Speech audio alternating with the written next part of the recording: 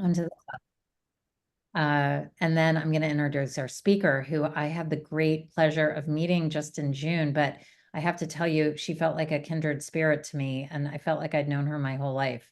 And I'm going to let her introduce herself and how she got here tonight. But I'm just so thrilled that she was offering to come and speak to us tonight. And please introduce and welcome Shauna. I have another Shanna in another group, so it's Shauna, and it's about detaching with love, which is such an important topic. So welcome and thank you for being here. Thank you so much, Christine, and thank you, Keith, and welcome everyone. My name is Shauna, and I'm going to be speaking on detachment. It's detaching with love, how to be okay when everyone else isn't. And I bet every one of us in this Zoom understands what that means. How do we do that? I think it's probably one of the hardest lessons I ever had to learn. It's one of the last lessons. Well, I shouldn't say that. I hope I have millions more lessons in my life to learn. But I've been a grateful member of Al-Anon for about 11 years, and the detachment piece came late in my personal recovery. Um, I'll just start with a little bit of my history. My husband is a proud alumni of Karen, was there 2 times. And my sister-in-law is an alumni of Karen. My brother is an alumni of Karen.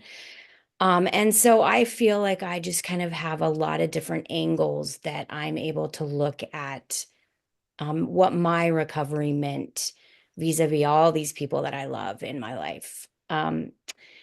The hardest for me was the beginning, and that was when my husband began drinking right when we had our first child. We had always gone out and drank together and gone to parties and stuff. But, I always thought, well, when you have kids, you start a new chapter.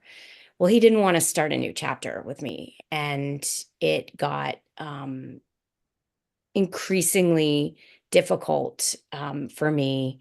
And I ended up, after about, I'd say, a year of when our first child was a year old, I started going to Al-Anon. And my brother was another challenge, and he's still not quite, he's working a program, but he's still in treatment. Um, and yet I have been able to build through all of this an incredibly rich and loving life for myself with all of these people in it. And so I'm just going to read a definition of detachment that I browsed through some of the literature that I have from Al-Anon. Detachment is caring enough about others to allow them to learn from their mistakes. That's one I read. Another says, detachment is continuing to care for someone while separating yourself from their problems and being responsible for our own welfare without the desire to control others. Um, I'm going to save the last definition I found for the end because I love it so much. I think it's going to kick everything off really well. These lessons for me were incredibly hard because I developed my own disease when all of these loved ones of mine developed theirs. And my disease was to control them and to stop them ruining their lives and stop them ruining my children's lives or my parents' lives or my life. And I became, through my own experiences, taking me back to the beginning, I became really, really sick in response to them becoming sick.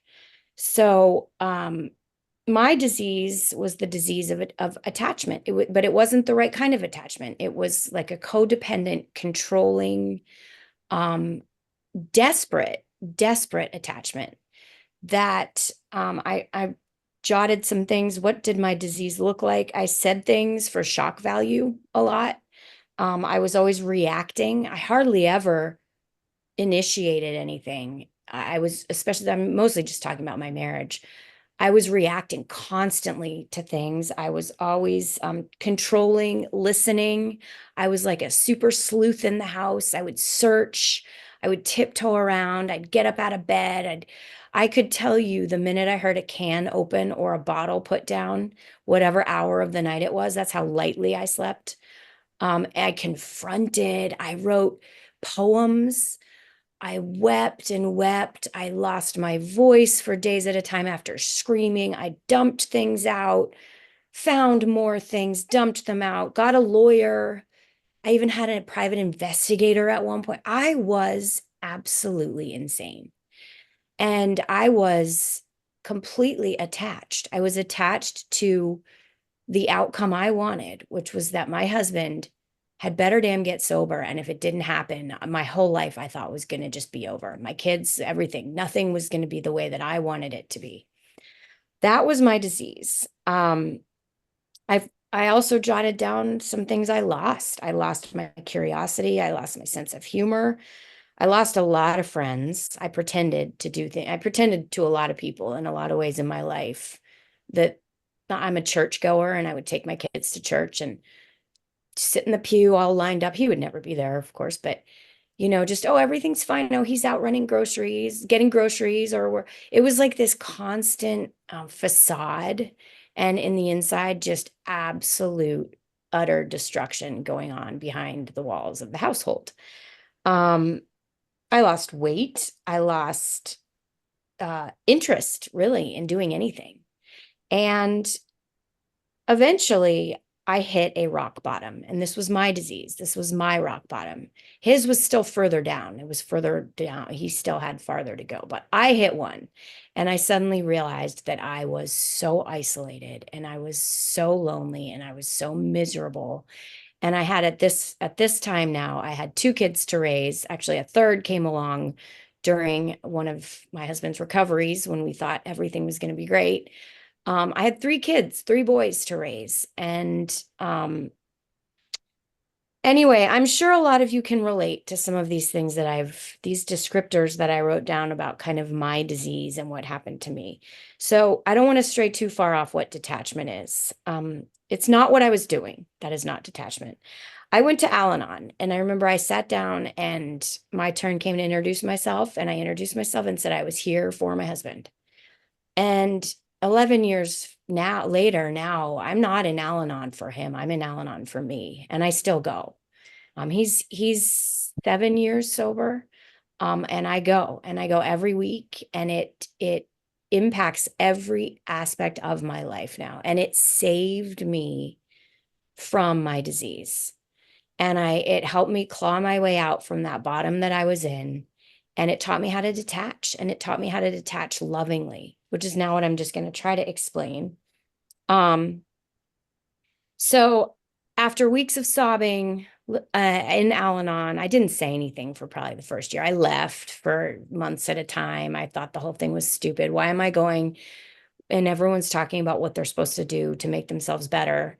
And meanwhile, my husband was at home, passed out in the basement. Like I just didn't understand how that was supposed to work. But I started listening. I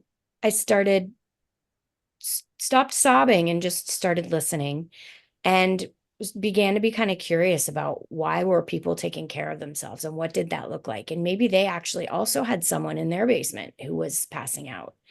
Um, and I signed up one evening to lead step one. And I was terrified. I was like, I don't know what I'm going to say or do with step one. And here is a story. I prepared a note, a lead. This was years ago. This was probably 9 years ago.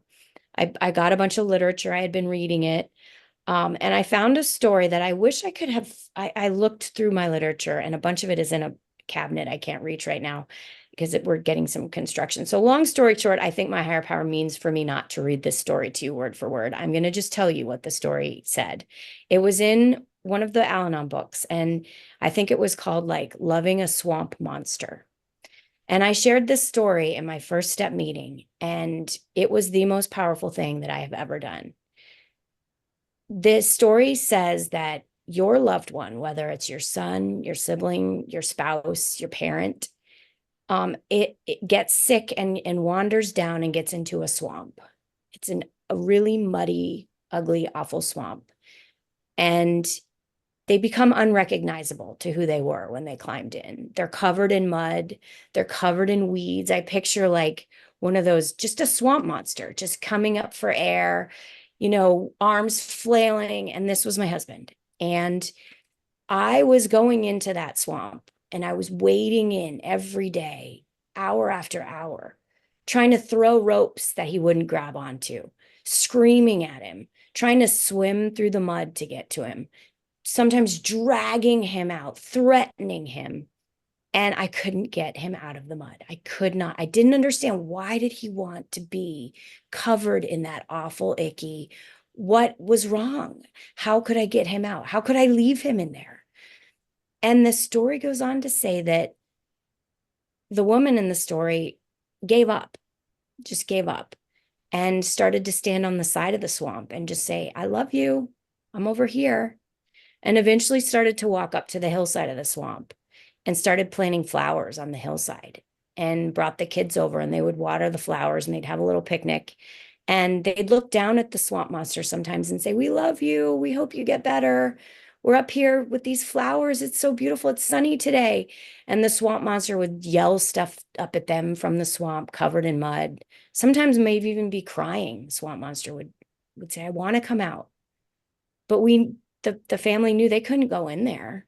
They couldn't get to the middle of the swamp and get their swamp monster out. So they stayed on the side and they planted flowers. And that's kind of what I learned how to do. I learned how to get out of the swamp, walk up to a place where I could start to plant some flowers, start to find the activities that I love, start to take care of my kids. I taught my kids that their dad was sick and that we could pray and love and express just pour love on him. And even when he was so drunk he couldn't even stand up, we would just be like, we love you so much and we just hope you get better. And then we would go back to our little garden and we would go and we would do things together. And I actually started to enjoy my life. And all right, so I'm going to go back to my notes here. I think that to me was a moment of what detachment meant. Loving detachment for me meant that I could teach my kids to love him. I could love him, but I wasn't going to go in the swamp. I wasn't going to disappear. I was going to tell him that there was a whole row of flowers for him when he decided to come out. And we would just keep planting them and we would do it for however long it took. And we loved it. We loved what we would be doing. And we just, in a way, it was almost like maybe he would decide, like, wow, that looks so awesome up there. I'm going to come up and join them. And I just knew I wanted to still be there when he decided to do that. And I just had to hope that he would. And for me, detachment was finally the moment that I allowed a higher power to come into my life, that I finally had faith, because no longer was it about what I was going to be able to do. I had to just say, well, there's got to be something out there that is going to make him come out of that mud, and it's not going to be me. And all I can do is live in a loving and honest and upright and just way, and not scream at him and not retaliate and not control. And my God, our higher powers work. My higher power works in the most amazing ways. I remember my sponsor once saying, Shauna, you can't go and drag him to an AA meeting. You never can do that. But what you can do is you can go to bed at night and pray that he comes across somebody on the sidewalk who says, hey, I'm in AA. You want to come with me? And the higher power will put that person on the sidewalk, not you. You could chase him down all you want. And it's kind of the same message. It just took me a long, long time to learn it. Um, so I began to care for myself, plant flowers, raise my boys. And the first time he went to Karen, it was after an intervention, and I controlled the whole thing. And he went and he did his thing, and he came out, and 6 months later, he was drinking again. The second time he went to Karen, I think I hadn't spoken to him for 2 months. He just disappeared from our lives. I continued to plant my flowers on my hillside, and I found out when he called me that he had just checked himself in. And he has been sober now 7 years. We've been married 19 years, almost 20. He, after about a year of him practicing his program, I let him move back in, and he's now this light in our family. He's now this wise, like he's like the Eagle Scout. Sometimes it drives me crazy. I'm now the one where I'm like, wait, I'm losing my temper at the kids. I'm trying to control them. I need to go to Al-Anon. And he's none of what happened had anything to do with me, none of it. And I don't give you the outcome of my story to say that everyone's outcomes will be the same. There are many, many people who will lose their loved ones, who will suffer the terrible loss that this disease puts on us. But it doesn't mean that we have to lose ourselves. And grief has a place in Al Anon. When we lose people, we're supported in our grief. We're supported in our loss. We're supported in our celebrations when people get better. He may relapse tomorrow. I have no idea. I have no control over it. I think for me, detachment is the ability to know that there's going to be something bigger than myself that's going to manage all of this, not me. And as a result, we have a relationship in which, last little story I'll tell, I'll keep an eye on the time here. This I learned at Karen. I went to the FEP program there, which I highly recommend, the family education program. And the patients and their families were there doing this weekend of activities. And the counselors at one point put a traffic cone in the middle of the room and said, all right, everybody, this traffic cone is your loved one's disease. We want you to name the traffic cone. And we were all, there's probably 20 of us in the room, spouses, children of loved ones, parents of loved, and we all decided we'd name the traffic cone Bertha. And then she went through a series of exercises where we got to, starting with writing a letter to Bertha about how much Bertha had ruined our lives. And then we got to draw pictures of what it was like to be trapped with Bertha. And then at the end of the whole thing, we got to take baseball bats and beat the living daylights out of Bertha, out of this traffic cone. It was like this flattened mess of broken plastic. But for me, I learned that my husband hated his disease just as much as I did. And I learned that a piece of detachment means knowing that they want to be detached from it just as much as we want them to be. And so they just have to go through that process themselves of finding a higher power, of finding a way not to be in control. And knowing that he hated his disease and knowing that I hated his disease has given us almost like this wonderful joint purpose in our daily life now, where we're grateful every morning. I wake up and thank him for another day, and he wakes up and thanks me for sticking with it for another day. And we just go about our day, but without ever losing this sense that we're so lucky. And we just hand it over. All right, higher power, take it today again. And hopefully we'll be here laying our heads on these pillows tonight. And it's loving, but it's a detachment from controlling what's going to happen. And it's a detachment from the outcome. So, all right, that's, I think, the end here. I'm going to just finally read. This is the last thing I jotted down today, that Al-Anon, I'm encouraging everyone here to go to Al-Anon. I'm like, it saved my life, but it applies to all aspects of my life. I met a friend on the street today, and it was funny because I was thinking about this meeting tonight, and I thought, what am I going to say?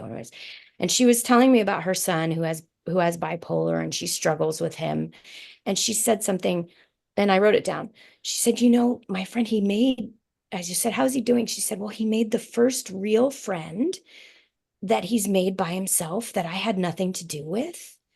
She's like, I didn't set up any play dates. I didn't keep bringing a kid into our house. I didn't take him out to different activities and have him try to meet people. He just went out and made this friend on his own. She's like, and it's the best friendship. She's like, he feels so confident about it. And they go out and they just enjoy each other. And I thought that's loving detachment. It can show up in so many ways of our lives. And it usually turns into something much more beautiful than our control would. So the very last definition of detachment is, I'm going to read, I found it from Al-Anon literature. It says, detachment allows us to let go of our obsession with another's behavior and begin to lead happier and more manageable lives with dignity and rights, lives guided by a power greater than ourselves. We can still love the person without liking the behavior. And so much of my journey to getting to this point, and I struggle with it every day, is knowing that I can love all the people in my life and maybe just not love their behaviors and hand those over. So go up on your hillsides, plant your flowers, and we can all together in meetings pray for our swamp monsters. And so, thank you all so much for letting me share. And Christine, thank you so much for the introduction. And I know there's a lot of value in question and answers. So I'm going to now open it up to the room. Thank you all. Thank you. I'm gonna hit stop recording.